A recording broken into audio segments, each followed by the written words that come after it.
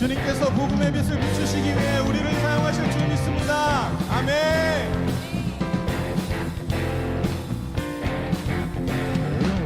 빛의 사자들이여, 빛의 사자들이여, 어서 가서 어둠을 물리치고 주의 진리 모르는 백성에게 복음의 빛 비춰라. 다시 한번 빛의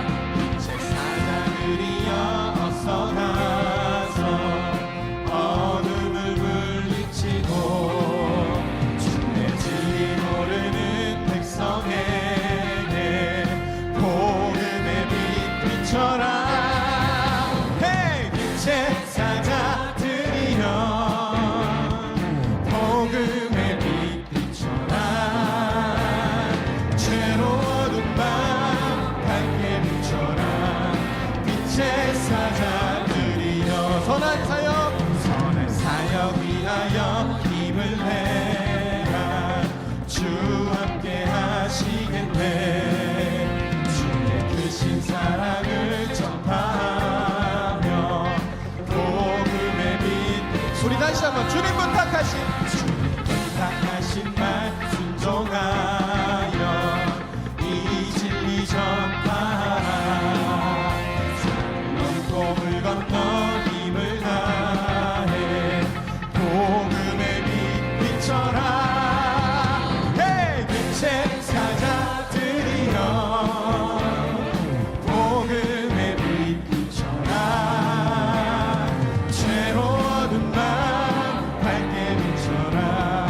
빛의 사자. 우리 다시 한번 빛의 사자들이여 빛의 사자들이여 복음의 빛 비춰라. 죄로 어두운 밤 밝게 비춰라. 빛의 사자들이여. 아멘.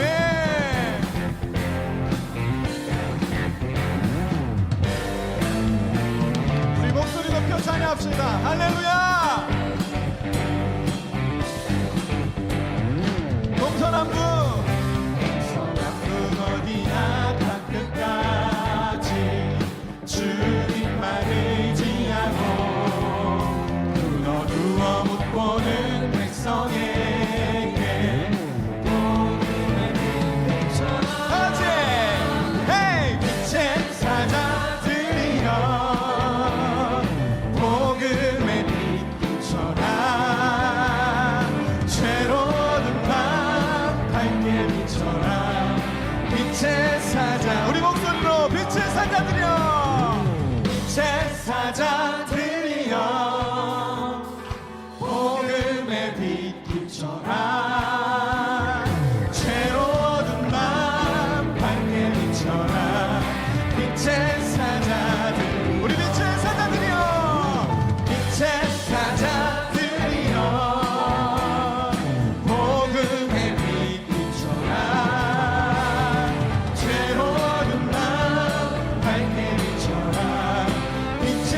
우리 다시 한번 전합시다. 빛의 사자들이여 빛의 사자들이여 아멘. 복음의 빛 비춰라. 죄로 어두운 밤 밝게 비춰라. 빛의 사자들이여 아멘. 주님께서 우리를 사용하실 줄 믿습니다. 아멘.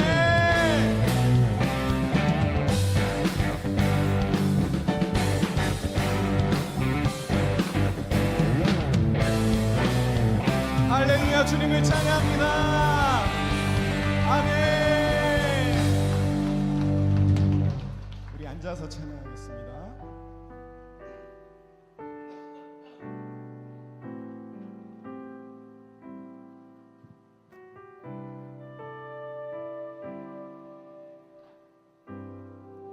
주께 가까이 주께 가까이 날 이끄소서.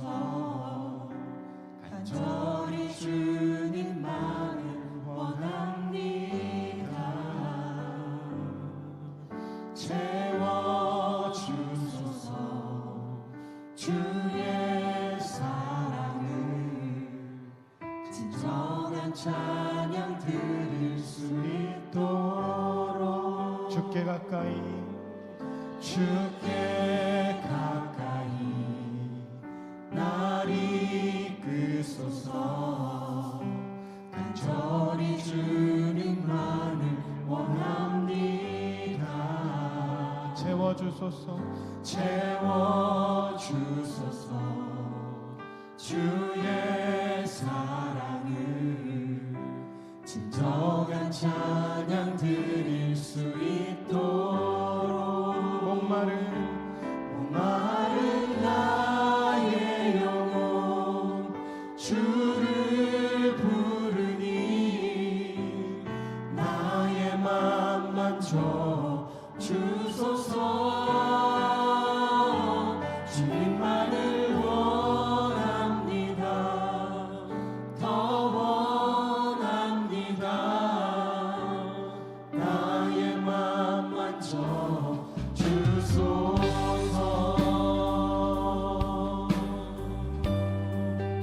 주께 가까이 주께 가까이 날 이끄소서 간절히 주님만을 원합니다.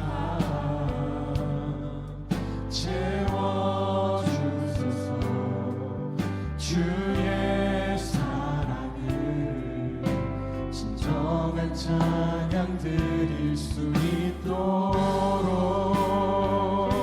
목마른 나의 영혼 주를 부르니 나의 맘 만져 주소서. 주님만을 원합니다. 더 원합니다.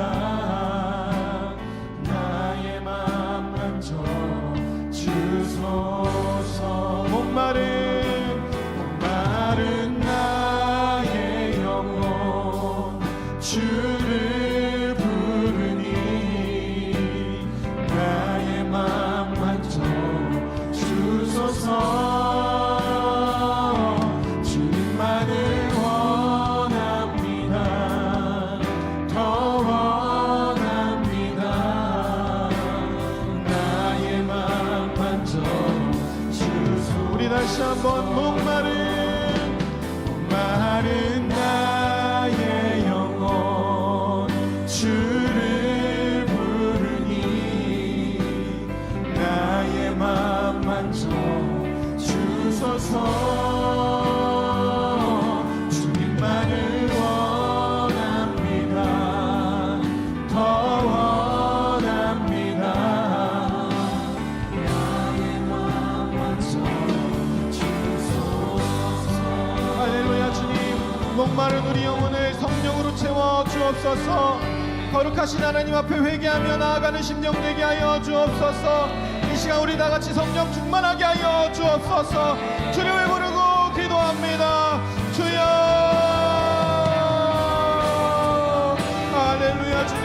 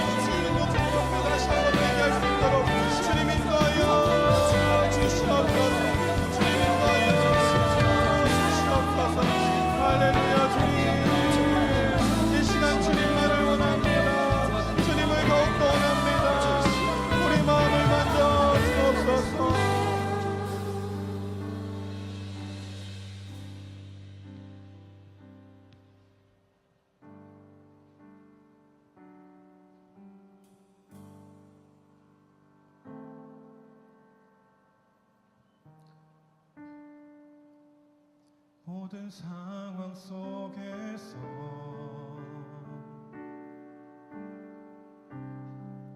주를 찬양할지라.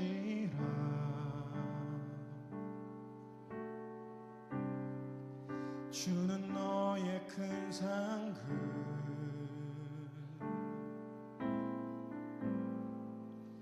큰 도움이시라.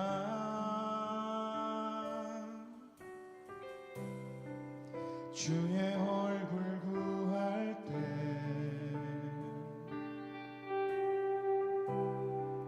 주의 영을 부으사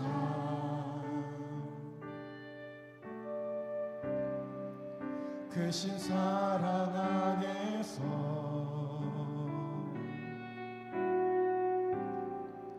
주를 보게 하소서.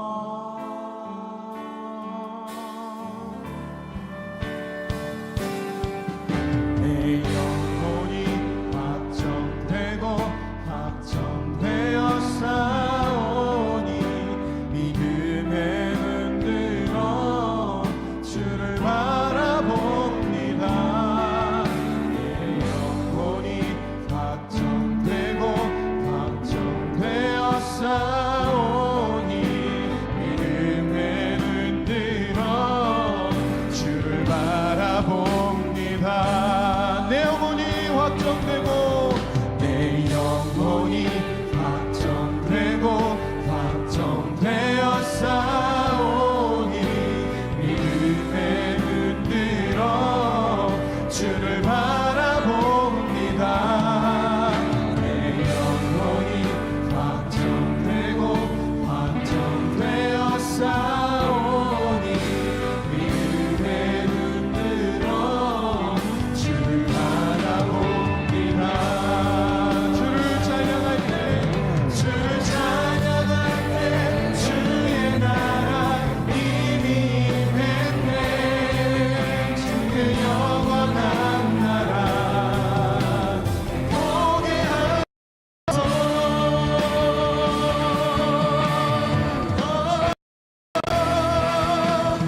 내 영혼이 확정되고 확정되어 싸우니 믿음에 흔들어 주를 바라봅니다. 주님, 오늘 우리가 믿음의 눈을 뜨게 하여 주시옵소서. 주의 얼굴을 구하게 하여 주옵소서. 주님의 영을 구하락하게 하여 주옵소서. 주님을 부르고 기도합니다. 주여.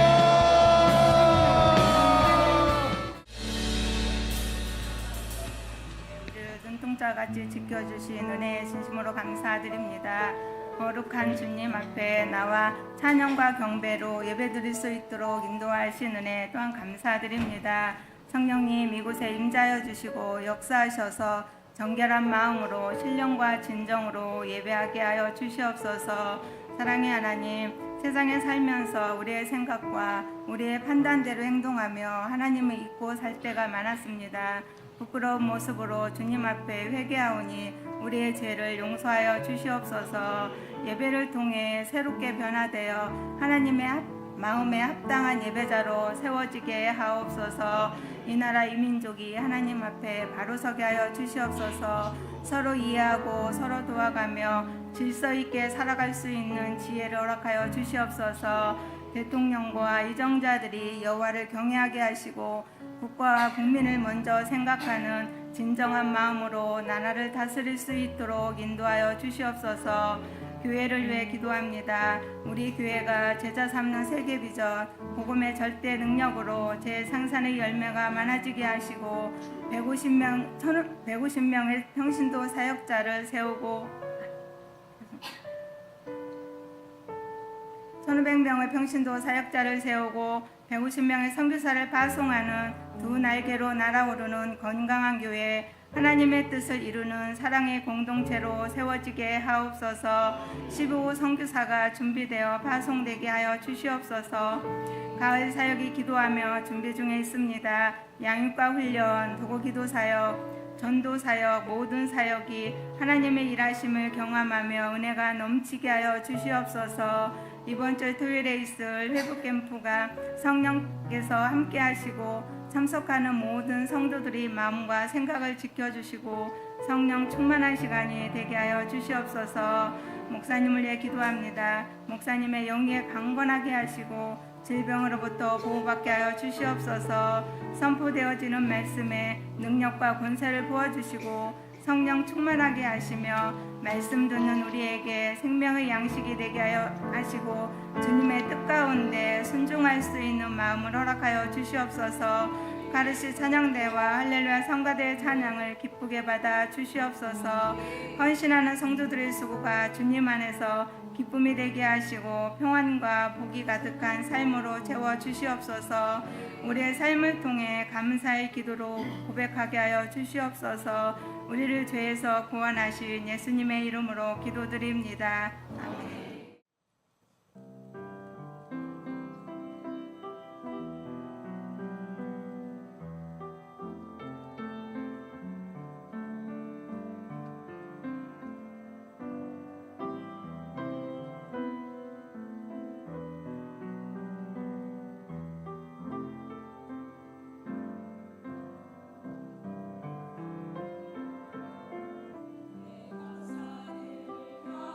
향하여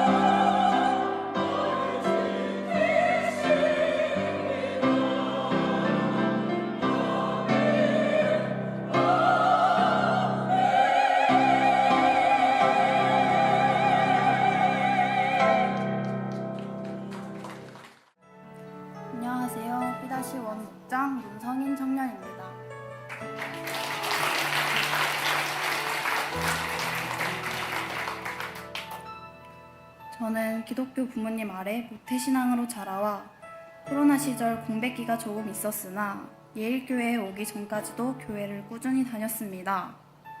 다니던 교회가 잘 맞지 않아 정착할 새 교회를 찾던 와중 같은 고등학교 출신인 임동진 친구의 소개를 통해 예일교회를 알게 되었고, 예일교회에는 제가 모르는 양육훈련과 아울리치 프로세스가 존재했습니다.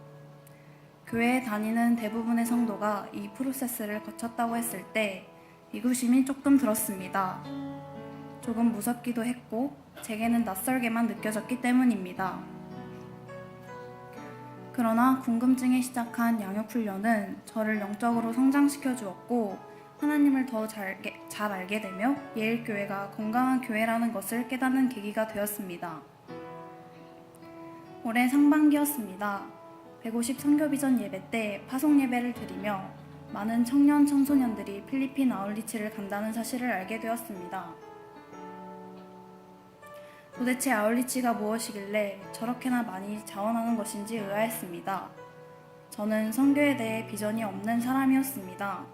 선교는 봉사와 비슷한 개념이라 생각했고, 가난하고 열악한 환경에서 사는 도움이 필요한 사람들에게 구호 물품을 전달하고 의료 지원을 해주고 교육하는 하나의 자선사업이라고 생각하는데 그쳤습니다. 봉사와의 다른 점이라고 한다면 우리가 현지인들을 위해 기도하고 위로한다는 점이었습니다. 따라서 영혼을 구원하는 것에 깊이 생각하지 못했고 선교에 대한 비전이 부족할 수밖에 없었습니다. 그런데 어느 날 목장 모임 때 목자 언니와 목장 식구가 여름 아울리치를 간다는 소식을 들었습니다. 그때 당시까지만 해도 저는 아울리치가 무엇인지도 몰랐습니다. 제게 같이 가자는 제안을 하자 저는 반 농담식으로 알겠다고 했습니다. 저는 제 마음이 열려있고 시간이 넘치는 지금 이 순간이 아울리치 가기 딱 좋은 때라고 생각이 들었고 같은 목장 식구끼리 간다면 든든할 것 같았습니다. 하지만 아울리치를 가기까지는 수많은 방해들이 있었고 가는 것을 결심하기 쉽지 않았습니다. 가장 큰 이유로는 만만치 않은 금액이었습니다. 지금 당장 아울리치를 떠나기엔 제 잔고에 돈이 턱없이 부족했습니다. 부모님께 선뜻 말씀드리기도 죄송했습니다. 부모님 모두 선교에 대해 열린 마음이셨지만 금전적 부담은 마찬가지였습니다. 고민의 시간은 계속 길어졌고 저는 바로 포기하기보다는 기도로 강구하자는 마음으로 기도했습니다. 시간이 조금 지나 부모님께서 제가 은혜 받길 원한다는 말씀과 함께 먼저 손을 내밀어 주셨고 저는 아울리치에 갈 수 있게 되었습니다. 필리핀에 도착한 날 새벽 4시가 훨씬 넘어 도착하여 숙소에 적응하기도 전에 다음날 6시에 기상해야 하는 스케줄을 감당해야 했습니다. 잠도 많고 수면에 취약한 제 체질을 고려해봤을 때 부정적인 생각부터 들었지만 하나님께서 체력에 힘을 더하셔서 피곤과 졸음을 물리쳐낼 수 있었습니다.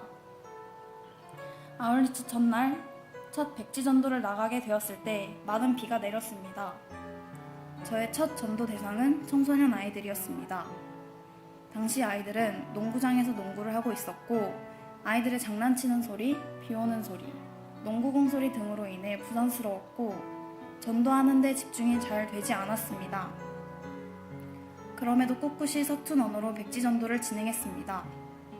아이들은 영접 기도를 하며 다른 곳을 응시하기도 했고 저의 서툰 따갈로그어를 비웃기도 했습니다.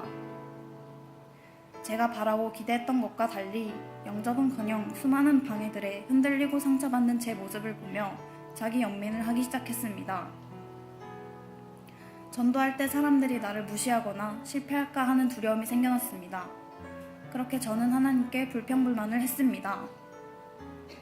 저녁 집회 때 김성곤 목사님의 설교 말씀 중 이런 말씀을 하셨습니다. 믿음이 약한 사람은 두려움이 찾아온다.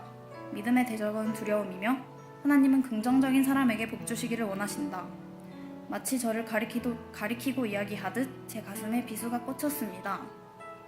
저는 하나님 두려움을 쫓아내 주옵소서, 제게 담대한 마음과 강력한 믿음을 부어주소서. 하나님께서는 두려움으로 말미암아 저를 기도하게 만드시며 평안케 하셨습니다. 또한 아울리치는 연합의 기쁨에 대해 깨닫는 계기가 되었습니다. 폭우가 무섭게 내리던 둘째 날 강이 범람하여 숙소 앞까지 물이 차기 시작했고 숙소에서 급하게 짐을 빼냈습니다. 태어나서 홍수라는 걸 처음 경험해봤습니다. 예배당에서 아침 예배를 드리고 창문 밖을 쳐다보니 아까 짐을 빼내러 갔던 농구장은 이미 성인 남성의 키를 훌쩍 넘고도 남을 정도로 무서운 속도로 물이 차올랐습니다. 이대로는 전도를 못 나가겠다 싶었습니다. 부모님께서도 제가 고립되었다는 소식에 걱정을 많이 하셨지만 저는 두렵지 않았습니다. 충분히 위험할 수 있는 상황임은 인지했지만 두렵지는 않았습니다. 그로부터 몇 분 뒤 정전이 되었고 우리는 함께 하나님께 비를 그치게 해달라는 기도를 시작했습니다. 이 시간을 통해 다른 교회 소속, 또 다른 신앙의 깊이, 다른 문화, 다른 언어를 가지고 있지만 함께 하나님 앞에서 한마음 한뜻이 되어 하나가 될 수 있다는 것을 깨달았습니다. 다음 날이 되니 언제 비가 왔나는 듯 주께서 맑은 날씨를 선사해 주셨습니다. 하나님께서 우리의 연합된 기도를 들어주시고 응답해 주신다는 것을, 또 우리 하나님이 기적의 하나님임을 깨달았습니다. 목요일 마리끼나 현지인들에게 복음을 전하는 과정에서 저는 구원받았습니다. 하나님께서 제 기도에 응답하시듯 거절당할까봐 또 무시할까봐 두려워했던 마음들을 붙잡아 주셨습니다. 마리끼나 지역의 사람들은 선교에 열린 마음으로 우리를 받아들였습니다. 서툰 언어지만 끝까지 우리의 말을 들어주고 함께 기도하며 하나님 만나길 갈망했고, 초대하지 않아도 해피미팅에 참여하며 초청 집회에 기꺼이 와주는 순수하고 아름다운 영혼들을 보며 오히려 제 안에 있던 어둡고 불평불만하는 사람 마음들이 사라지며 밝은 빛이 찾아왔습니다. 어둠 속에서 빛으로 인도하시는 주님을 만날 수 있었습니다. 기억에 남는 한 아주머니가 계셨습니다. 누가 봐도 열악한 환경에서 남편과 아이 둘과 함께 살고 있었습니다. 아주머니는 이미 예수님을 믿는 분이셨습니다.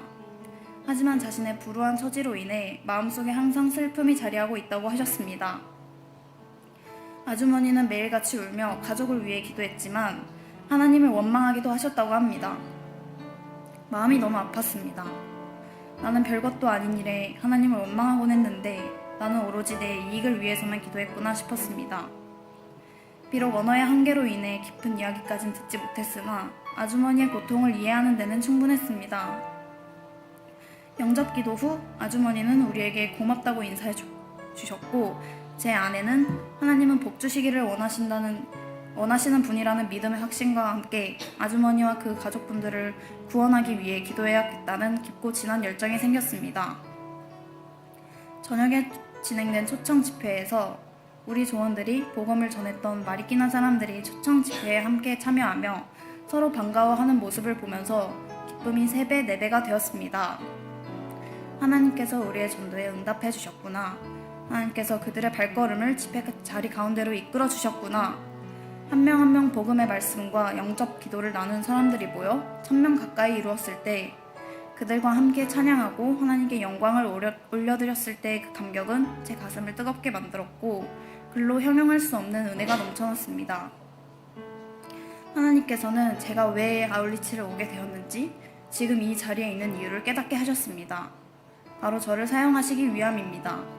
또 저를 새로이 하기 위함입니다.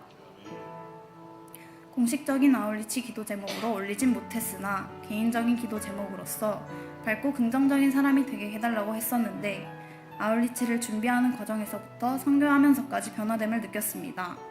함께 아울리치에 갔던 목장 식구들로부터 제가 웃음이 많아졌다는 말을 들으며, 또 팀원들과 서로 말도 못 나누던 첫날과 달리 마지막 날 웃으며 나눔을 하는 제 모습을 발견하며 기도가 응답되었음을 확신했습니다.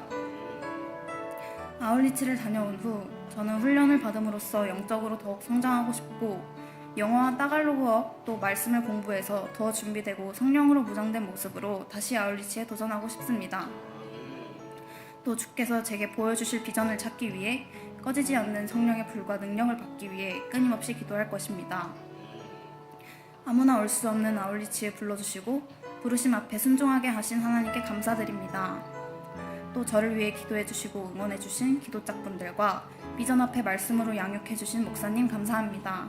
잘 되고 있습니다. 선교는 사랑입니다. 이 모든 영광 하나님께 올려드립니다. 우리 하나님 말씀을 같이 보겠습니다. 하나님 말씀은 누가복음 4장 18절로 19절 말씀. 오늘 구호대가 있습니다. 이제 오후에 있는데 제가 준비하는 걸 보니까 철저한 비밀에 붙여졌는데 자기들끼리는 웃겨서 배꼽 빠지고 막 그러더라고요. 그래서 오늘 너무 기대가 됩니다. 내가 오늘 출연하지 않더라도 우리 1년에 딱 한 번 있는 뭐라 그럴까요? 축제지요. 이제 영적인 축제입니다. 다 오셔서 이 분위기를 나한테 뒤집어 씌워야 되는 거예요. 그래서 놓치지 마시고 함께 하시면서 은혜의 시간 되시기를 바랍니다. 자, 누가복음 4장 18절로 19절 한 목소리로 우리 합독하겠습니다. 시작. 주의 성령이 내게 임하셨으니 이는 가난한 자에게 복음을 전하게 하시려고 내게 기름을 부으시고 나를 보내사 포로된 자에게 자유를 눈먼 자에게 다시 보게 함을 전파하며 눌린 자를 자유롭게 하고 주의 은혜를 전파하게 하려 하심이라 하였더라. 아멘. 여러분, 가장 부촌이라고 말하는 강남에 어떤 15층짜리 아파트에 사는 부부가 있었는데 이 부부가 둘이 바람이 난 거예요. 그게 들통이 나가지고 서로 막 싸우다가 세 식구가 아들을 앞에 두고 세 식구가 막 감정이 격해져서 싸우다가 화가 난 남편이 에이씨 그러면서 베란다로 나가서 땅바닥으로 뛰어내린 거예요. 그걸 보고 있다가 아내가 너무 이제 충격을 받고 화가 나고 같이 뛰어내렸어요. 그러니까 아이가 혼자 남아가지고 어쩔 줄 몰라 머리를 움켜쥐고 있다가 아들도 뛰어내렸는데 셋이 다 살았대요. 남편은 제비였고 아내는 날라리였고 아들은 비행청소년이었답니다. 그렇죠. 뛰어내려도 안 죽었대. 셋이 다. 자, 우리는 뭐가 돼야 될까요? 자, 우리는 두 날개로 날아올라야 합니다. 자, 옆 사람에게 다시 한번 말해주세요. 우리도 두 날개로 날아올읍시다. 시작. 우리도 두 날개로 날아올읍시다. 그래요. 왜 이렇게 시답지 않은 이야기로 말씀을 시작할까요? 오늘 말씀은 별거 아닌 것 같지만요. 우리 교회는 두 날개로 날아오르는 건강한 교회인 줄로 믿습니다. 그래요. 두 날개로 날아오른다는 게 무슨 뜻일까요? 여러분, 날아오른다는 것은 비상한다. 더 아주 긍정적이고 높은 곳으로 그리고 높은 그 위치로 올라간다라는 뜻이죠. 그게 뭡니까? 성도가 이 땅에서 두 날개로 날아오른다는 것은 복음을 누리는 영광스러운 하나님 자녀의 삶의 모습인 거예요. 그저 두 날개로 날아오른다는 그 의미가 뭔가 잘 되고 출세하고 그 정도의 문제가 아니라 성도가 이 땅에 살아가면서 우리 예수 그리스도의 십자가 은혜로 우리에게 허락된 예수의 복음을 이 땅에서 누리면서 우리의 삶이 날마다 영광스러운 하나님 자녀로 비상하는 모습으로 살아가는 것, 이것이 바로 복음을 누리는 삶, 이것이 바로 두 날개로 날아오르는 건강한 교회의 모습이라는 것입니다. 복음은 말입니다. 복음이란 무엇입니까? 복음이 무엇이냐고 물어본다면 많은 사람이 예수 믿고 천국 가는 거라고 얘기합니다. 맞습니다. 정확합니다. 그러나 반쪽짜리입니다. 왜냐하면 우리의 오늘의 삶에 대해서 말하지 않고 나중의 삶에 대해서만 이야기하기 때문에. 여러분, 예수님은 이 땅에 사시면서 분명히 살아있는 사람들을 향해서 그들의 질병을 고치시고 눌림을 자유케 하시면서 저들에게 은혜를 베푸시고 이 땅의 삶에서 예수 그리스도 그리고 하나님 나라를 이 땅에다가 선포하신 분입니다. 그러니 나중에 천국 간다는 이야기는 복음이 반쪽짜리 복음이지 온전한 복음은 오늘의 우리의 삶에 대한 이야기도 하는 거예요. 그러니까 복음이 무엇이냐고 물어본다면 이렇게 정의할 수 있습니다. 우리 인생의 모든 문제를 해결하신 예수 그리스도의 십자가 승리입니다. 아멘입니까? 우리 인생의 모든 문제를 해결하신 예수 그리스도의 십자가 승리, 그 예수님이 오늘도 내 안에 계시다. 이것이 성도에게 얼마나 큰 능력이고 힘이 되는 것입니까? 그런데 이렇게 복음의 승리를 누린다는 말이 우리에게 너무나도 추상적으로 들리는 거예요. 어느 날부터 예수를 믿는다, 그냥 교회 나간다 라는 말로 대치가 돼서 예수를 믿는다는 말의 뜻이 무엇인지 잘 모르고 예수를 믿고 교회를 나간다는 말에 복음의 승리를 누린다는 말이 대치가 돼버려가지고 오늘도 복음이 무엇인지를 잘 모르고 살아가는 거예요. 제가 어렸을 때 저희 아버님이 목회를 하셨습니다. 제가 초등학교도 들어가기 전에 저쪽에 시흥에 어디에서 그때만 해도 시흥 저 안쪽 지역은 깡촌이었습니다. 거기서 작은 교회 이제 목회를 하고 계셨는데 제가 머리에 기억이 나는 거예요. 그 동네는요, 들어갈 때 언덕을 이렇게 하나 넘어서 들어가고 언덕 밑으로 쭉 내려오면 여러분 옛날 부잣집들 기와집들은 다 뭐가 있어요? 뒤에 산이 있고 앞에 물이 있는 걸 뭐라 그러죠? 그렇죠. 그겁니다. 그거예요. 근데 그렇게 돼 있잖아요. 그렇고 첫 번째 나오는 게 기와집 그 동네 지주 집이었고, 그리고 밑으로 내려가서 마을이 있어서 거기 교회가 있었어요. 근데 그 아이들이 학교 갔다 오거나 동네 형들하고 놀라면 그 동산 위로 쭉 올라가서 거기서 나무 사이에서 칼싸움하고 놀고 막 그랬거든요. 근데 거기만 가면 뭐가 있었냐면 머리 풀고 뛰쳐나온 여자가 있었어요. 돌아다니면서 아이들 막 쫓아다니고 무섭게 만들고 머리 떡져가지고 얼굴도 안 씻고 막 옷 벗고 난리치고 이런 사람이 있으니까 그 사람이 나타나면 애들이 무서워서 도망갔었어요. 그런데 어느 날 그 교회에 그 여자가 나타난 거예요. 그 엄마하고 나타나가지고 엄마가 말하는 거예요. 자기가 무당인데 지금 자기 안에 있는 귀신이 딸한테 들어가려고 그런다. 그러면서 뭐라 그러냐면 자기가 아는 거예요. 우리 이 딸이 내림굿을 해가지고 딸도 무당이 되고 귀신에게 사로잡혀야 되는데 나도 그걸 원치 않고 얘가 그걸 거절해갖고 이렇게 됐는데 얘를 좀 살려달라고 하면서 교회에 데리고 온 거예요. 무슨 얘기입니까? 여러분, 세상 사람 누구도 고칠 수 없고 정신병원에서도 못 고치는데 이 아이가 교회 오면 예수 이름으로 고쳐지는 것을 무당도 알았단 말입니다. 오늘 예수 이름의 승리가 우리 안에 있는 줄로 믿습니다. 그런데 이게 어느 때인가부터 복음의 능력 그러면, 복음의 절대 능력 그러면 이게 추상적인 이야기로 들리면서 저 먼 나라 얘기로 들리는 거예요. 아닙니다. 주님은 우리에게 그렇게 하라고 우리에게 십자가 승리를 주신 게 아닙니다. 예수님, 성경에 예수님께서 복음의 승리를 이루시고 예수의 이름으로 우리 구할 때 그 이름의 능력을 우리에게 주신 줄로 믿습니다. 복음의 능력은 예수의 이름으로 구할 때 오늘 우리 안에 계시는 예수가 역사하시는 것을 우리가 보는 거예요. 베드로는 그래서 뭐 했습니까? 은과 금은 내게 없거니와 내게 있는 이 복음의 능력으로 너에게 주느니 나사렛 예수 이름으로 일어나 걸어라 말하면서 예수 이름의 승리를 선포한 줄로 믿습니다. 그렇습니다. 복음은 말입니다. 사도들을 비롯해서 기독교 2000년의 역사 모든 시간 속에 복음이 전해지고 복음의 능력이 선포되는 시간이었습니다. 불같은 박해 속에서도 엄청난 어려움 속에서도 예수의 이름을 붙잡고 기도하고 예수 이름을 선포하는 곳곳마다 복음의 절대 능력이 나타나서 복음은 전해지고 성도들은 승리했단 말입니다. 그러면 오늘도 그렇지 않겠습니까? 오늘을 사는 성도 역시 복음의 능력으로 살아야 할 줄로 믿습니다.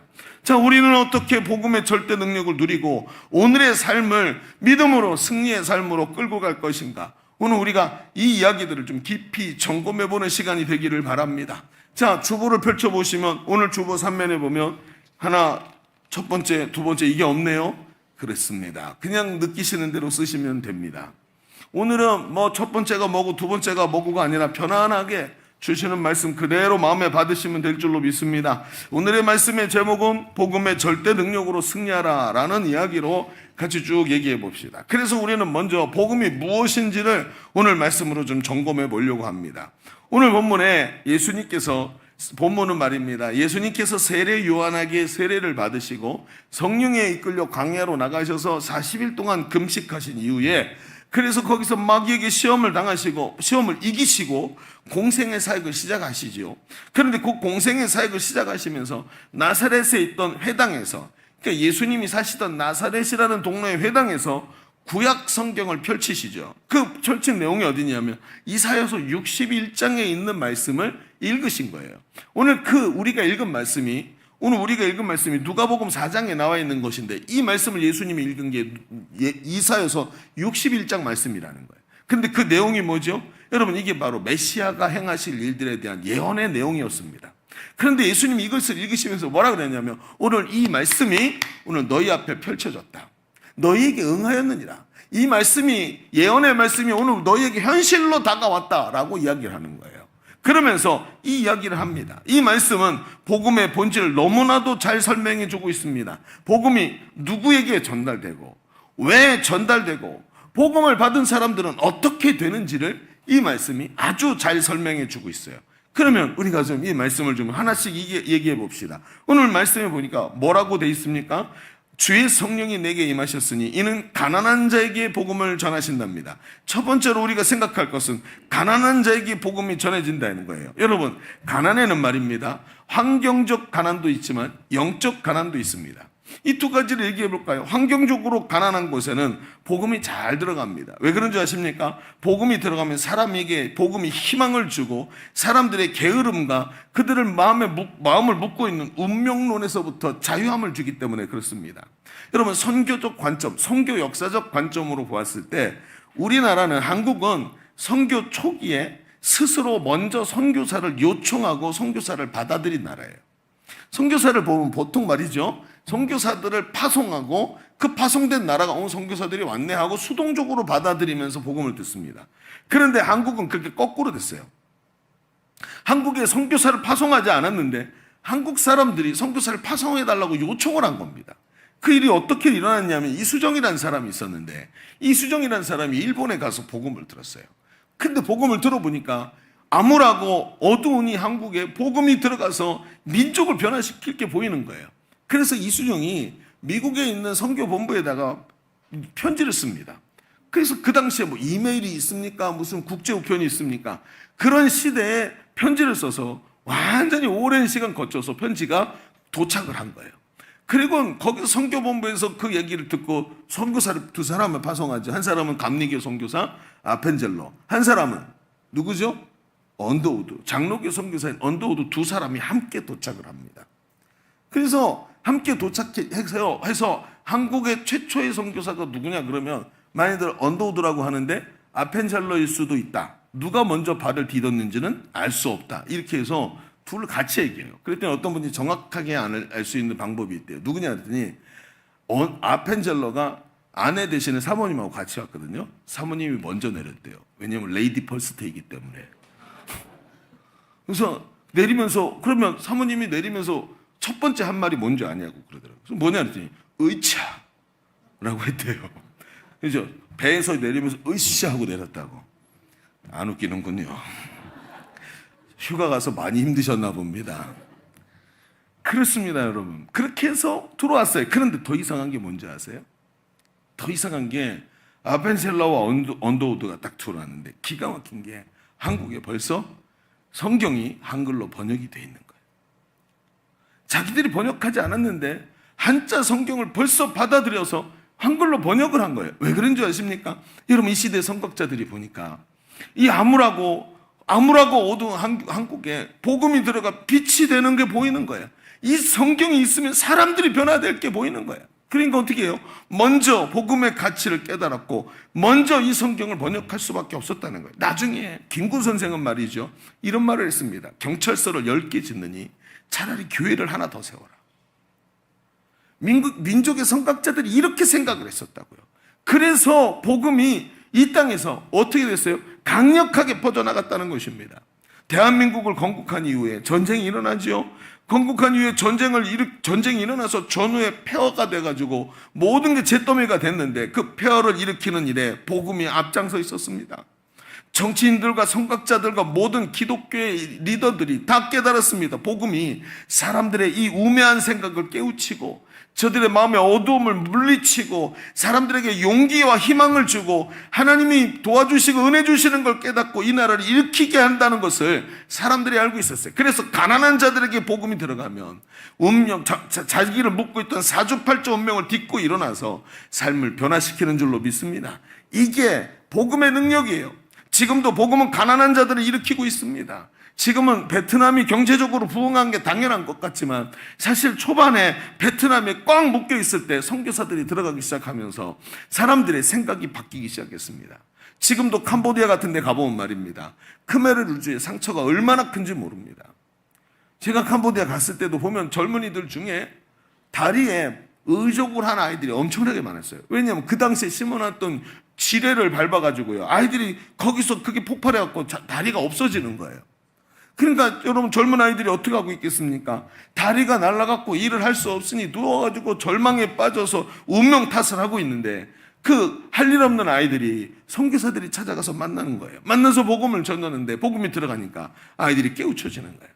절망 가운데 있던 아이들의 마음속에 예수 그리스도의 복음의 빛이 들어갑니다. 그러면서 아이들이 뭐 한 줄 아세요? 나가고요, 칼을 들고 나가고 나무를 베어가지고 와서 앉아갖고 깎아고 자기 의족을 만들어갖고 자기 다리에 끼고 두 서가지고 미용 기술을 배웁니다. 캄보디아 선교사들이 기가 막힌 거예요. 자기들은 복음을 전했는데 어둠을 딛고 일어나는 아이들을 보면서 이 나라에 희망이 있다는 거예요. 베트남 전쟁으로 왕창 무너진 그 베트남이 복음이 들어가면서 사람들의 생각의 구조가 바뀌기 시작했어요. 여러분, 서구 자본이 많은 사람들이 얘기합니다. 그건 말이죠, 목사님, 자본주의가 들어갔고 서구 자본이 들어가서 그렇습니다. 여러분, 아닙니다. 서구 자본이 들어가고 있지만 자본이 들어가도 망한 나라가 많다는 것을 알아야 합니다. 가난한 곳에 복음이 들어가고 복음이 사람들의 의식을 변화시키고 그 마음에 심령에 하나님의 빛을 비치기 시작할 때 사람들은 변화되는 줄로 믿습니다. 그런가 하면 여러분, 영적으로 가난한 사람들이 있습니다. 성경에 보면 사마리아 수가성 여인은 영혼이 피폐한 사람이었어요. 이 당시에 여인은 인생의 팔자가 남편에 의해서 결정이 되는 시대였습니다. 결혼을 했는데 남편이 자기를 행복하게 해줄 수 있는 유일한 사람이라고 생각을 하고 결혼을 했는데 마음에 자신들의 마음이 공허한 거예요. 이 여인이 결혼했는데 자기가 원하던 것들이 이루어지진 않는 거예요. 자기를 행복하게 해줄 줄 알았던 남편이 그러질 못하는 겁니다. 그러니까 어떻게 해요? 남편을 바꾸기 시작합니다. 한 번, 두 번, 세 번, 네 번, 5번을 갈아치웠어요. 돈 많은 남자, 자상한 남자, 잘생긴 남자, 가정적인 남자, 성실한 남자, 다 제 얘기를 하는 것 같은 느낌이 듭니다. 자, 그런데 어느 누구도 자신의 영혼의 공허함을 메워주지를 못하는 거예요. 이 여인은 영적으로 가난한 사람이었습니다. 이 공허함이 채워지지가 않습니다. 그런데 그 여인이 우물가에서 예수님을 만났고 예수님을 만나서 몇 분 되지 않는 시간 주님과 이야기를 나눴는데 그 순간 그 영혼의 공허함이 꽉 메꿔지기 시작하면서 이 속에 복음이 전해지니까 사람의 영혼이 살아나기 시작하는 거예요. 그리고 그 예수 그리스도를 만나고 나서 나가서 말해요. 내가 메시아를 만났다. 내가 나를 구원하는 구원주를 만났다. 바로 예수 그리스도를 만나고 이런 일이 벌어지기 시작합니다. 여러분, 지금도 세상에는 가난한 자가 넘쳐나고 있는 줄로 믿습니다. 타락해가는 젊은이들을 보십시오. 여러분, 결혼을 하기 싫은데 동거하면서 살면서 파트너를 계속 바꿉니다. 왜 그럽니까? 내 만족이 안 돼서 그러는 거예요. 우리 시대의 코드가 자기 자신이고 자기 만족이고 자기 행복인데 이게 안 되니까 점점 계속해서 타락으로 들어가고 있는 젊은이들을 보십시오. 그 타락의 끝이 어딜까요? 여러분, 여기가 회복이 안 되고 여기가 계속 공허하니까 아무리 자기 자신을 위해 집어넣어도 그 다음에 어디로 가요? 그 다음에 이게 안 되니까 점점 사회 분위기가 계속해서 자살이 늘어나는 이유가 뭐예요? 공허가 해결이 안 돼서 그러는 거예요. 공허가 해결이 안 됩니다. 극단적 사회 분위기가 만들어지고 영혼이 가난한 사람들이 계속 만들어지니까 이 가난한 자들이 계속해서 쓰러지고 넘어지는 모습들이 일어나는 겁니다. 여러분, 지금 이 대한민국 사회에는 가난한 자를 회복시킬 예수 그리스도의 십자가 복음이 필요한 줄로 믿습니다. 이것이 오늘 우리에게 주어지고 있는 이야기라는 것입니다. 두 번째, 포로된 자가 뭘까요? 복음은 포로된 자를 자유케 한다고 했습니다. 포로라는 것은 말입니다, 자기가 원하지 않게 사로잡혀서 자신의 힘으로는 그 상태에서 빠져나올 수 없는 것을 말하는 겁니다. 그래서 내가 원하지 않지만 그 일을 해야 돼요. 나는 그러고 싶지 않지만 포로라서 시키는 대로 해야 되는 것, 이게 바로 포로입니다. 자, 어떤 포로가 있을까요? 첫 번째로 말이죠, 미움에 포로된 사람이 있습니다. 미움에 포로된 거 여러분 별로 느낌이 안 오시죠? 얼마나 강력한지 모릅니다. 미워하지 않으면 인생에 동기가 없는 사람들이 세상에 얼마나 많은지 아십니까? 어떤 분이 말이죠, 어려서 자기 아버지가 가장으로서 역할을 하지 않고 가정을 떠나버렸어요. 이 아이가 머리가 좋고 공부하고 미래에 대해서 꿈이 있었는데 아버지가 사라져 보니까 아버지에 대한 원망이 가득 찬 거예요. 그다음부터 일을 해가지고 가족을 부양해야 되니까 죽도록 고생하면서 살았어요. 근데 이 아버지에 대한 원망이 끊어지지 않는데 이 아이가 자라가지고요, 어떻게 사업을 해가지고 성공적으로 어느 정도 성공에 올라갔습니다. 그리고 다 시간이 지나갔죠. 다 잊혀진 줄 알고 아버지는 돌아오고 정신 차리고, 그런데 이 아버지에 대한 원망이 내가 보란듯이 성공해서 아버지한테 보여줄 것이다 라는 아버지에 대한 미움이 이 사람의 마음에 뭐가 됐냐면 동력이 됐어요. 나중에는 어떻게 되는 줄 아십니까? 이 미움이 없으면 인생을 살 수가 없게 돼요. 내가 오기가 동기가 되면, 오기를 더 이상 부릴 수 없는 순간이 되면 인생의 동기가 사라져요. 그러니까 이분이 이런 상태에 빠진 거예요. 그런데 이제 부모가 늙었잖아요. 나이가 많이 드셨어요. 그러니까 아내 되는 양반이, 여보, 이제 부모님들 저렇게 혼자 놔둘 수가 없으니까 우리가 모시고 삽시다 하고 얘기를 한 거예요. 고마운 얘기죠. 시부모님을 모시고 살자는데, 근데 탐탁치가 않은 거예요. 아버지가 마음에 안 드니까. 그러니까 뭐라고 얘기해요? 뭐 그렇게 당신 생각대로 하시오. 그렇게 얘기를 하고는 그 다음에 얘기가 다 돼서 아버님이 하고 학가를 하는 날 이 남편이 집을 나갔어요.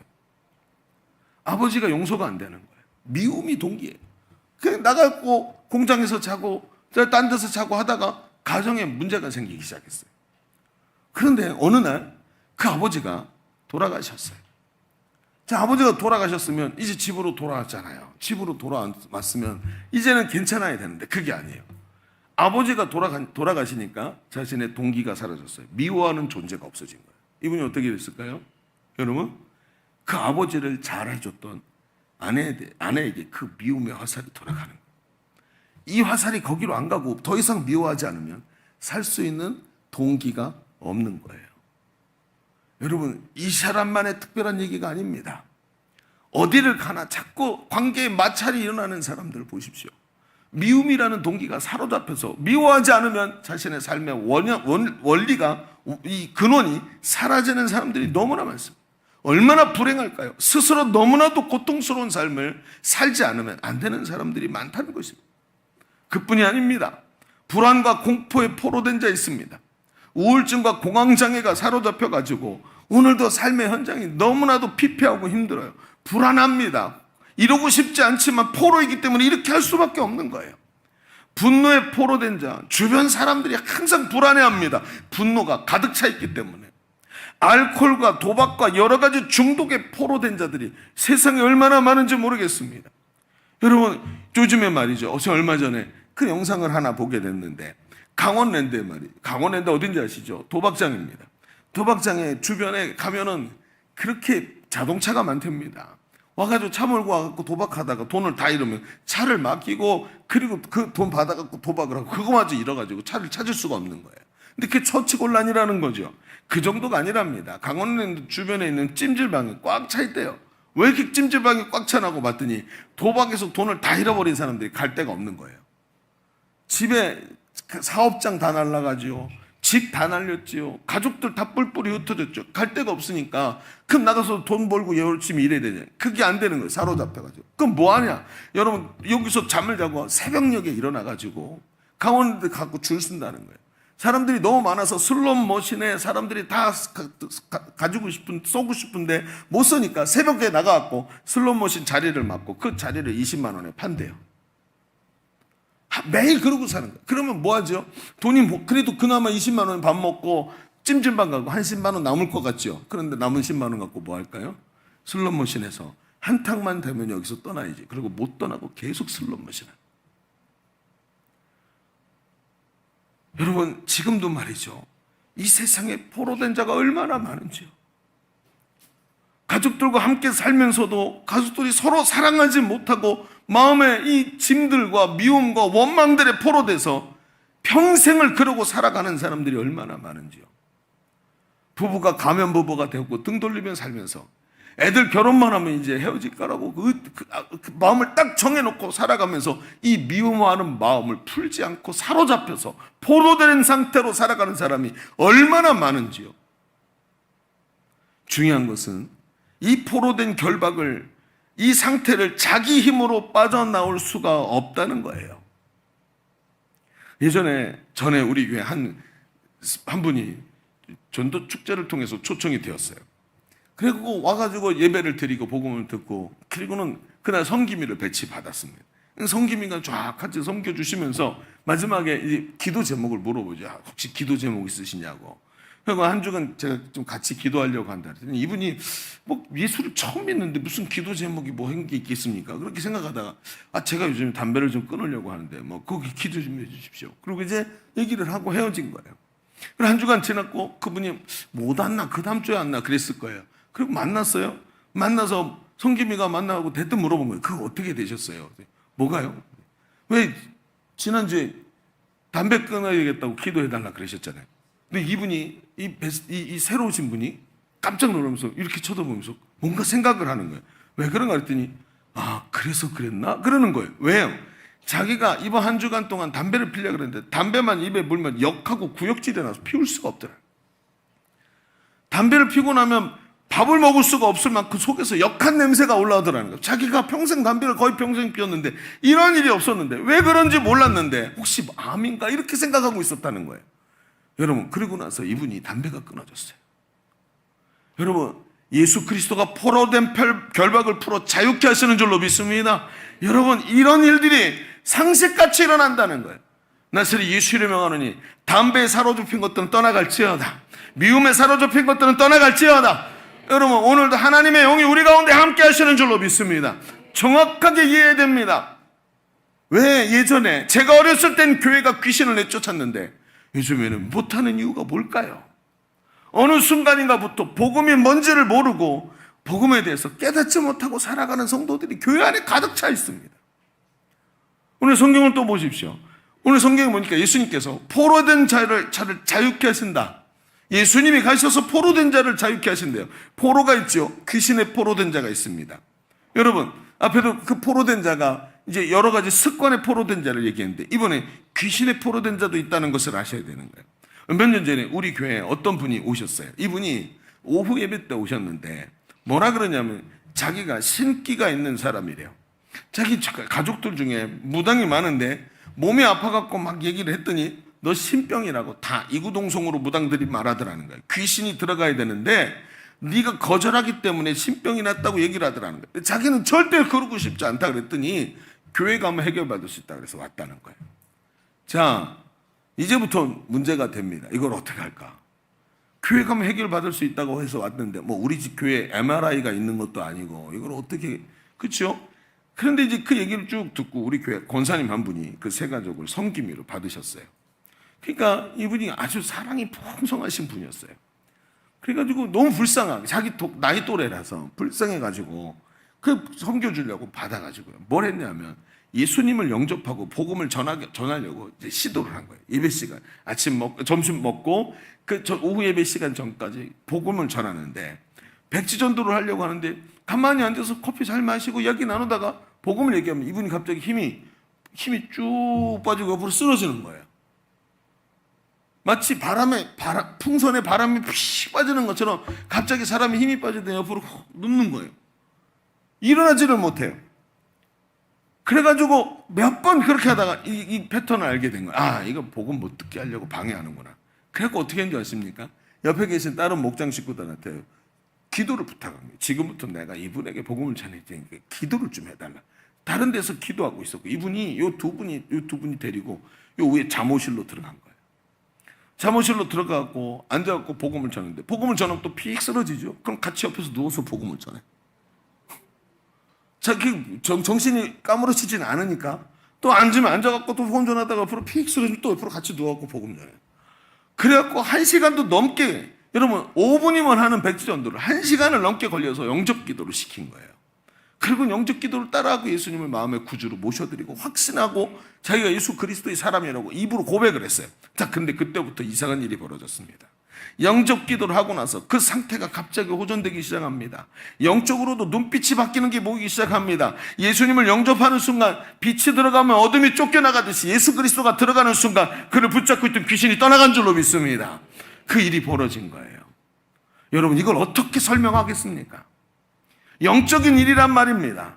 예수 그리스도가 포로된 자를 자유케 하시는 그 예수 그리스도가 그 안에 들어가셔서 그의 결박을 풀어내신 것입니다.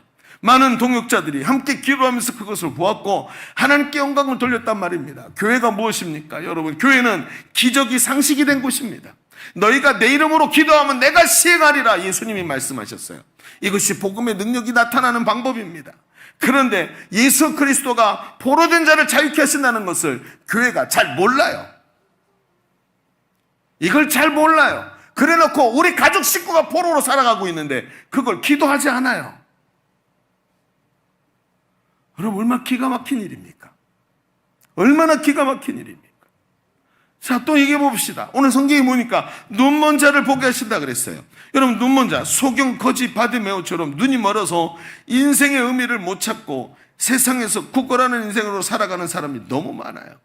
내가 왜 살아가는지, 뭐 때문에 이렇게 태어났는지, 왜 내 인생에는 이렇게 고난이 찾아왔는지 자기가 말할 수 없는, 영적으로 눈먼 자들이 얼마나 많은지 모릅니다. 그러니까 어떻게 해요? 오직 돈과 성공에 눈이 멀어서 이것이 나의 인생을 행복하게 만든다고 생각합니다.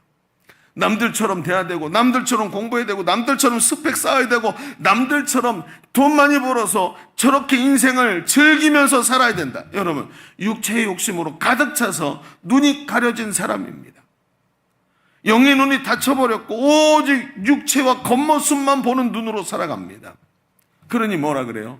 여러분, 눈먼 자가 되어서 인생이 뭔지를 모르고 살아가는 거예요.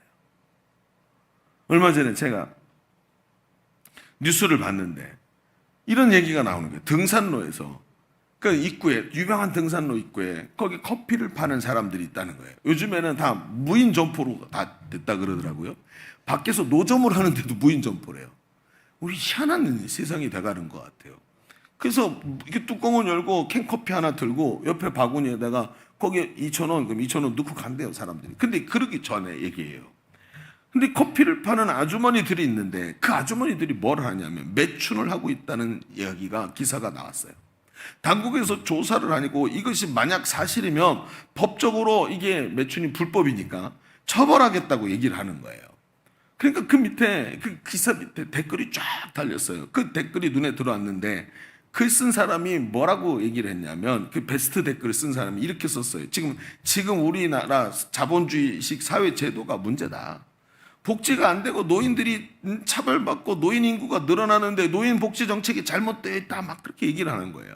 그렇죠? 그러면서 뭐라고 얘기하냐면, 오히려 그 아주머니를 처벌하지 말고 저걸 합법화해서 세금을 내게 해라. 기가 막힌 거예요. 이게 정상적인 생각을 하는 사람이 쓴 글일까 하고 생각하는데, 웃긴 건 많은 사람이 거기다가 좋아요를 누른 거예요. 생의 가치가, 인생의 가치가, 사람이 살아가고 있는 인생의 가치가 뒤집혀 있어요. 어떻게 됐죠? 눈먼 자가 되었어요. 눈먼 자. 이뿐입니까? 얼마 전에는 라디오를 듣는데, 운전하면서 라디오에 나오는데 그 교통방송에서 사회 문제 같은 거 이야기를, 패널들 데리고 나와서 이야기를 하죠. 그날 주제가 뭐였냐면 인구 감소예요. 출산율 저하. 출산율 저하에 대해서 이야기하는데 패널이 나와가지고 뭐라 그러냐면 방법이 있다는 거예요. 뭐냐 그랬더니, 얼마 전에 일본에서 온 연예인 중에 하나의 사유리라는 여자가 있는데 이 사람이 비혼모가 됐다는 거예요. 그래서 미혼모인 줄 알았는데 그게 아니라 결혼을 안 하고 한 번도 보지 못한 남자의 정자를 받아온 거예요. 그러니까 이 사람의 키는 얼마고 피부 색깔은 뭐고, 이걸 해가지고 머리 공부는 어디까지 했고 머리는 어떻게 되고, 이거를 해가지고 자기가 원하는 유전자를 받은 거예요. 받아갖고 결혼을 안 하고 아기를 인공수정으로 아기를 가져서 자기가 낳은 거예요. 여러분 생각해 봅시다. 자, 전통적인 가정제도 다 깨졌어요. 그렇죠? 그런데 이 패널이 뭐라고 얘기를 하냐면, 이걸 합법화해서 장려해야 된다는 거예요. 그래서 뭐 하세요? 그래서 이거를, 아기를 저출산 문제를 해결하세요. 여러분, 언발에 오줌 누기란 말이 뭔지 아시죠? 추워서 발이 꽁꽁 오는데 발에다가 오줌을 넣으면 오줌이 따뜻하니까 그 순간은 여러분 따뜻할지 모르는데 그 다음에 나타나는 일들은 어떡하려고요? 사람의 마음속에 이 속에 죄가 가득 차서 그에서부터 죄가 생성되는 공장이 여기서 있어요. 그리고 생각하는 모든 것이 하나님을 대적하고 눈 멀어가지고 악한 마귀와 죄에 끌려다니는 것이 이 시대예요. 오늘 우리 시대의 모습, 눈먼 자의 모습 아닙니까? 여러분, 오늘 간증을 들어보십시오. 제가 오늘 간증이 참 감사한 게 뭐냐면, 이 아이가 22살이에요. 자기 주체적 정체성이 이제 막 발달해가지고 세상에서 유아 독전같이 사는 게 22살이죠. 자, 22살 미안합니다. 근데 나이를 먹고 보니까 22살은 생각을 어떻게 하냐면 유아 독전이야. 나 혼자 살 수 있다고 생각해. 그러면서 자기 중심적 가치관과 세계관으로 똘똘 뭉쳐있죠. 그 아이들 머릿속엔 어디선가 세상에서 들은 얘기로 가득 차 있지만 이게 자기 정체성이라고 생각을 하고 아주 순결하게 느낍니다, 스스로는. 그런데 여러분 보시죠. 이런 청년들이 양육훈련을 받고 변화가 되는 거예요. 자기 생각을 내려놓습니다. 이게 잘못됐구나. 예수 그리스도가 그 안에 들어가셔서 그분의 빛으로 역사하기 시작하니까 이전에 자신의 세상 가치만 보던 눈이 열리고 인생을 다른 눈으로 보게 되었다는 이야기가 우리 교회에서는 굉장히 많습니다. 왜요? 예수 그리스도의 십자가 복음이 여기 들어갔기 때문에. 눈을 뜨게 만드니까 자신의 인생이 소경이 되어서 오직 세상 가치만 따라가는 인생이었다고 자기 입으로 고백합니다. 눈이 열린 것입니다. 그리고 마땅히 볼 걸 보게 됩니다. 복음은 말입니다, 병들어 있는 눈을 열어서 진리를 보게 하고 거짓된 것을 보던 눈이 참된 것을 보게 만드는 줄로 믿습니다. 병들어 있는 이 시대를 고칠 수 있는 것이 오직 예수 그리스도의 십자가 복음인 줄로 믿습니다. 여러분, 그렇습니다. 세상에 말입니다, 여러 가지의 눈이 멀었고 세상 풍조가 요즘 너무너무 강력합니다. 여러분, 젊은이들이 모이는 홍대 앞에 가면 한눈에 타로집이 14개나 성업하고 있다고 합니다. 이게 말이 됩니까?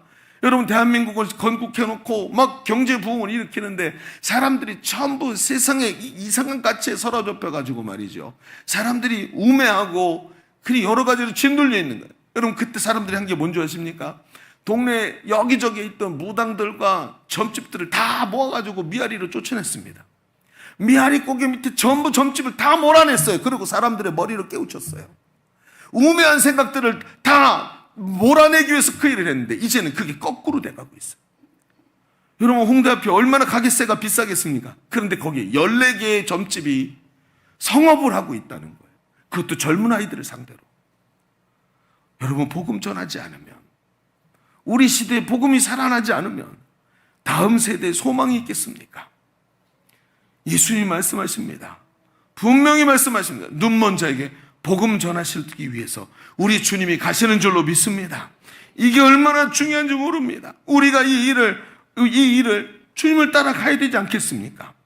또 마지막으로 보시죠. 뭐라고 얘기했습니까? 눈먼 자 다음에 눌린 자를 자유케 하신대요. 눌린다라는 말을 요즘 말로 바꾸면 스트레스가 되겠죠. 스트레스. 그냥 단순히 스트레스일까요? 인생이 얼마나 바쁜지, 나 자신이 누구인지 생각할 겨를도 없는데 이제는 핸드폰까지 발달해가지고 지하철을 타면, 여러분, 지하철 타고 버스 타고 가만히 서 생각하는 사람 본 적 있으십니까? 본 적이 없어요. 이제는 모두 핸드폰에 빠져 있습니다. 책을 읽나 하고 보면 전부 웹툰이나 드라마나 이런 거 보면서 자기 생각이라는 걸 하지 못하는 시대예요. 그러니까 내가 누구인지, 어디로 와서 어디로 가는지 이런 생각을 하는 사람이 이 시대에는 별로 없다는 거죠. 그런데 이렇게 살아갈수록 사람들의 심령이 시간이 갈수록 자기 자신이 후퇴하는 걸 보면서 불안하고 두려워하고 짓눌리게 돼요. 자기 정체성이 불분명하잖아요. 그럼 갈수록 짓눌려요, 사람이. 나는 점점 늙고 병들어 가는데 내가 어디로 가는지 모르고 있기 때문에 두려워져요. 그랬고 공황장애가 많은 이유가 이겁니다. 우리 교회 여집사님 한 분이 계시는데 이분은 우리 교회에 오신 것이 한 3년 정도 됩니다. 우리 교회 전도자가 이분은 길에서 만났어요. 그때 이분은 오래된 공황장애, 우울증에 시달리고 계셨습니다. 얼마나 심했는지 이 강박증 때문에 바깥에 나오지를 못해요. 왜냐하면 강박증이 심하면 앞에 보도블록이 쫙 있잖아요. 보도블록이 일렬로 쭉 깔려있으면 이걸 넘어가야 되는데 이걸 넘어가기 위해서 힘이 필요해요. 아니, 그냥 지나가면 되는데 이걸 넘어가면 죽을 것 같은 강박증이 생겨가지고요, 이 선이 딱 거져 있으면 그 선을 넘어가지를 못하는 거예요. 이 정도로 심각했어요. 그래가지고 이분이 자기 동선이 어떠냐면 안방과 화장실 둘밖에 갈 수가 없는 거예요. 그게 활동 반경입니다. 가정이 어땠을까요? 늘 우울해하니까 가정은 우울함이 가득 차 있었을 것입니다. 우울감, 자괴감, 내가 살아서 뭐하나 이런 생각, 매일 죽고 싶다는 생각이 들어오는 거예요. 그날도 병원에 약을 받아야 돼서 가족들은 다 출근하고 아무도 없는데 혼자 약을 타러 가야 되기 때문에 병원에 가는데 나갔는데 밖에서 움직일 수가 없는 거예요. 강박증이 도져가지고. 그리고 그 자리에 서갖고 가지도 못하고 오지도 못하고 서고 덜덜덜덜 떨고 있는데 그때 우리 교회 전도자를 만났어요.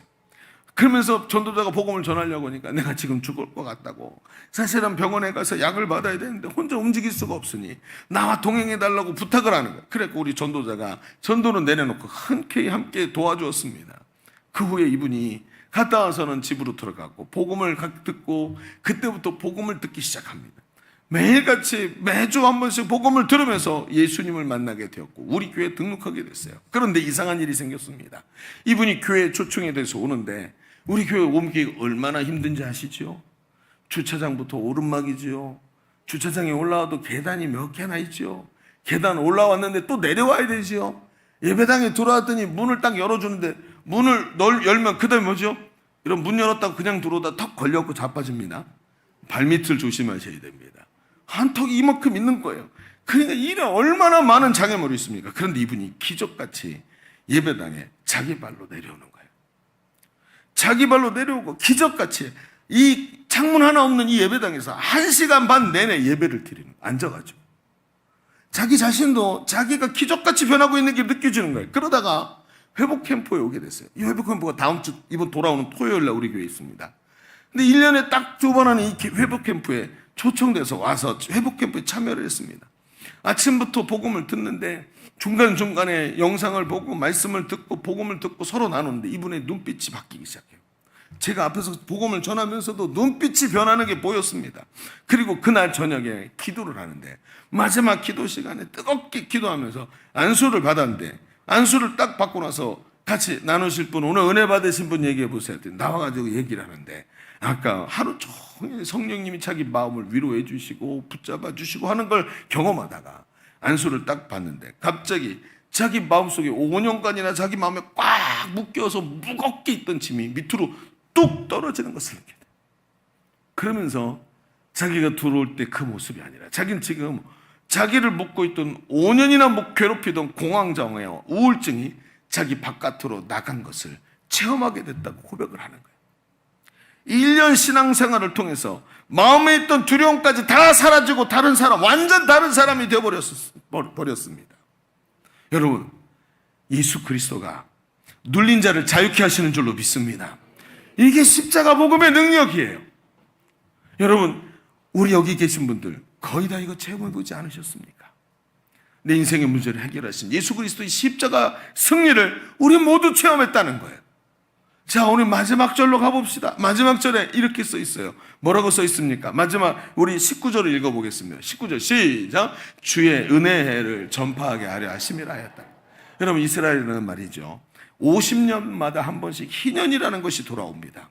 이 희년이 우리 윤년 돌아오듯이 50년마다 한 번씩 돌아오게 돼 있어요. 그런데 이 해가 되면 뭐가 되냐면 여호수아가 이 하나님의 명령으로 이스라엘 그 가나안 땅을 정복하고 모두 땅을 분배해 주죠. 이 지파에는 이만큼의 땅, 저 지파에는 저만큼의 땅. 그래서 그 중에서도 나눠주고 그때 하나님께 받은 그 땅이 있습니다.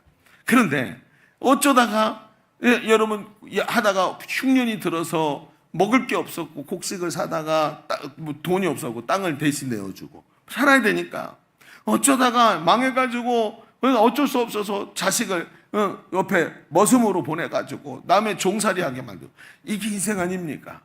그래갖고 다 사로잡히고 빼앗기고 가서 종살이하고 그렇게 되는데 희년이 되면 나팔을 불어요. 그 희년의 나팔 소리가 들릴 때 종되었던 자, 포로되었던 자 다 풀어지고 자유와 해방을 누리고 빼앗겼던 땅은 본래 주인에게 돌아가는 거예요. 이게 희년이에요.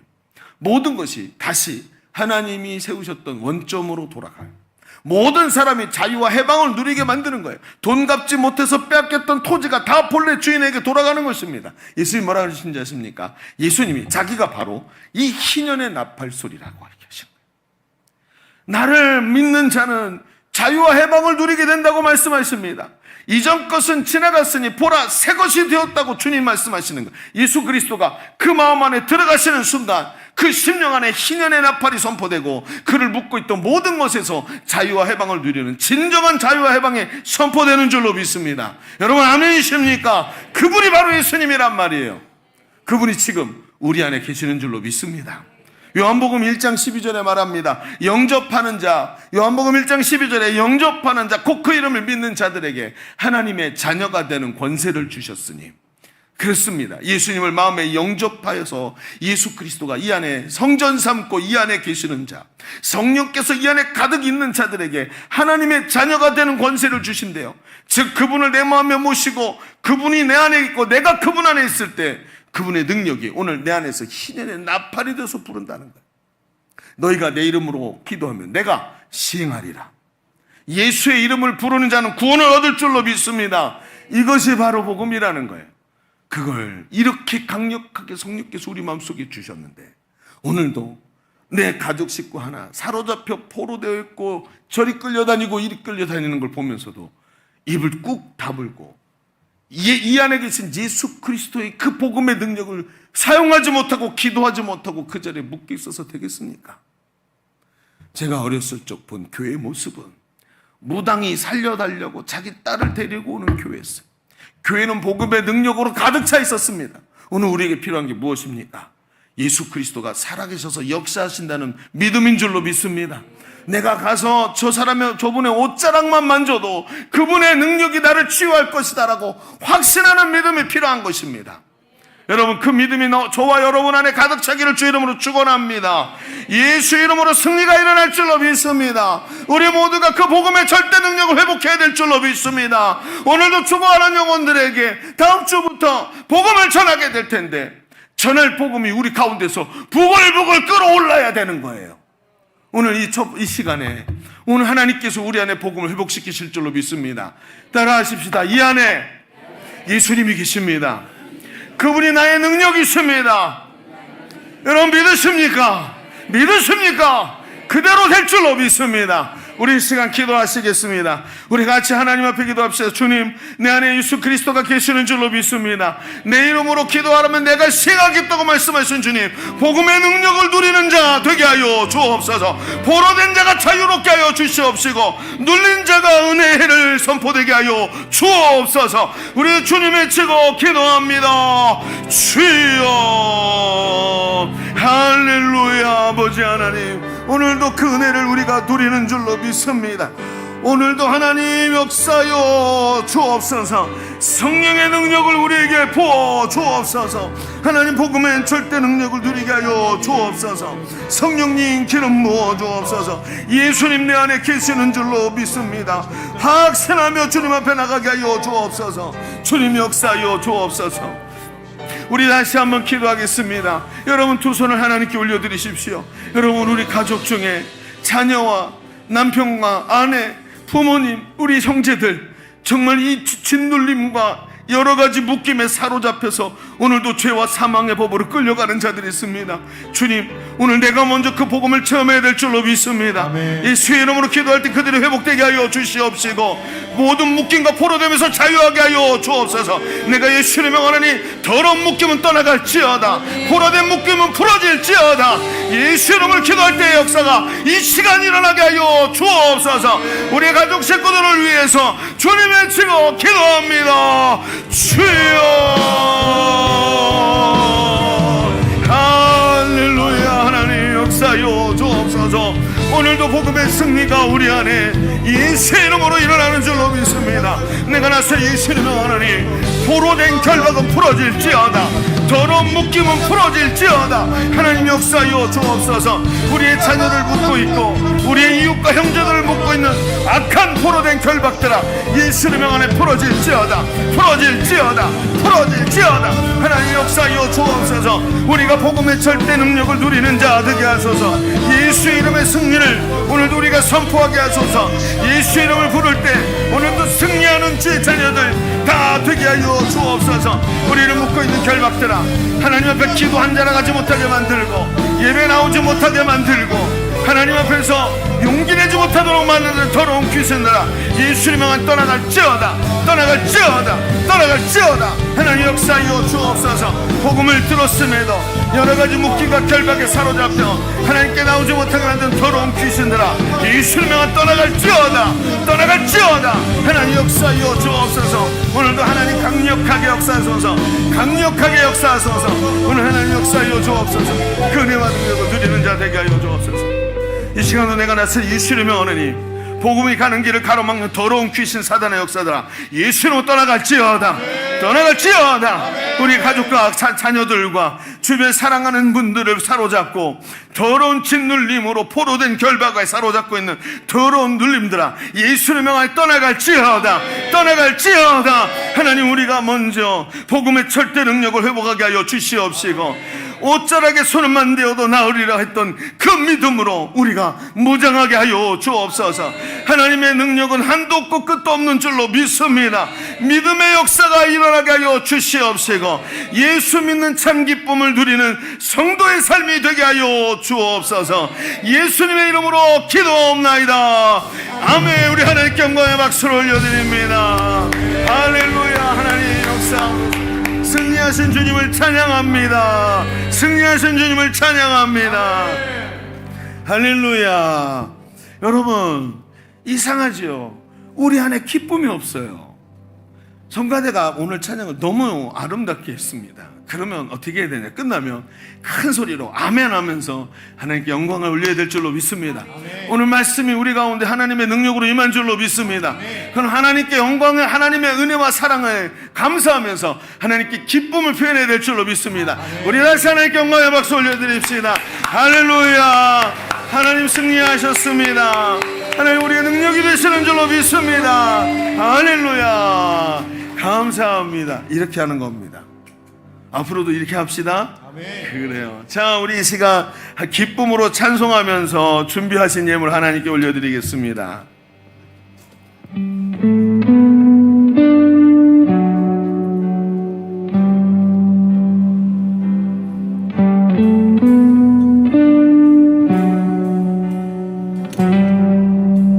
우리 주는 위대하며 능력이 많으시도다. 그의 지혜 무궁하며 인자는 영원하도다. 상한 자들 고치시며 상처를 싸매시도다. 별들의 수를 세시며 이름을 붙이셨도다. 그가 구름으로 하늘을 덮으시며 땅을 위하여 비 준비하시니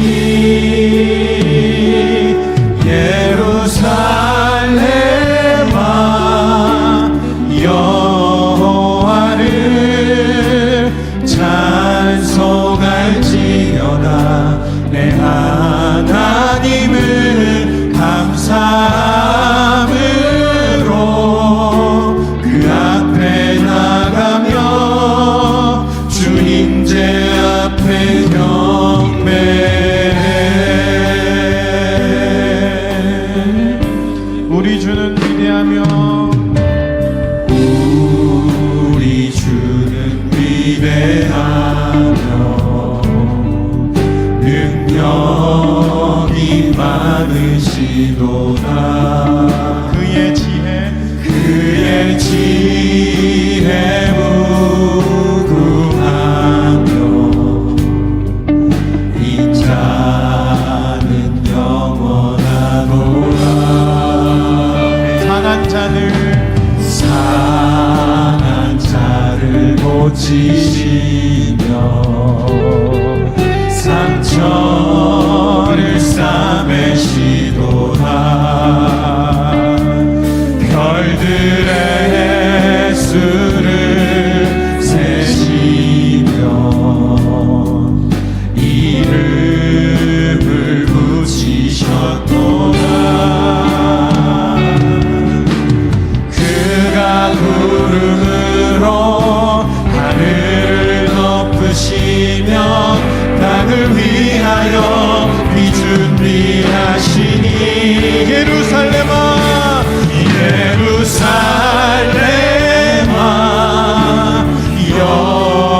여호와를 찬송할지어다.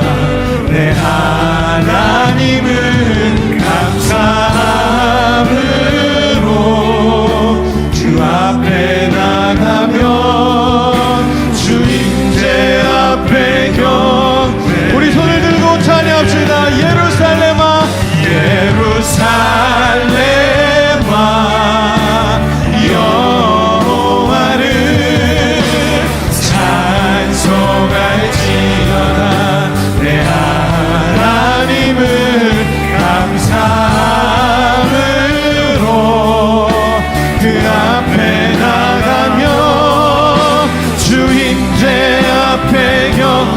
다시 한번 예루살렘아 예루살렘아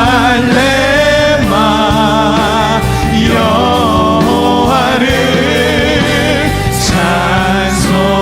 찬송할지어다 내 하나님을 감사함으로 그 앞에 나가며 주님제 앞에 경배해. 할렐루야. 임재하신 주님 앞에 영광을 올려드립니다. 아멘. 할렐루야. 같이 드려진 예물을 위해서 기도하겠습니다. 하나님 감사합니다. 예배함이 즐거우며 예배함이 기쁨인 것은 하나님의 우리 능력이 되시기 때문인 줄로 믿습니다.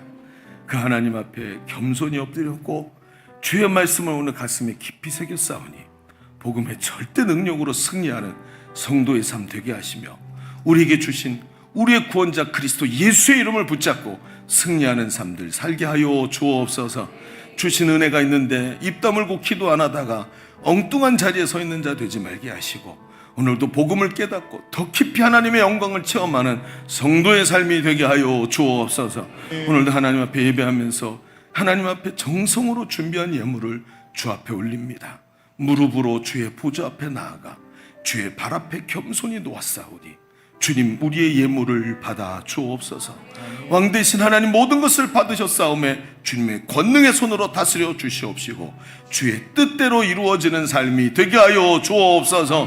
한 주간의 삶도 주가 붙잡아 주시옵시고 모든 삶의 현장 내가 할 수 있는 것이 없사오매 주가 하시고 주가 영광을 거두시며 주의 영광만이 드러나는 귀한 삶들이 되도록 하나님 축복하여 주옵소서. 한 주간의 삶 가운데 하나님의 영광이 드러나게 하여 주옵소서. 이제는 우리 구주 예수 그리스도의 은혜와 아버지 하나님의 지극하시고 만극하신 사랑하심과 성령님의 감동 감화 교통하시는 은혜가 오늘 모여 예배하는 모든 성도들 머리 위에 우리의 삶의 현장과 가정과 손으로 하는 일들 위에 주님이 핏값으로 사신 주의 몸된 교회 위에 열방의 복음 전하는 자들 위에 이제로부터 영원토록 함께 계시기를 간절히 축원하옵나이다. 아멘.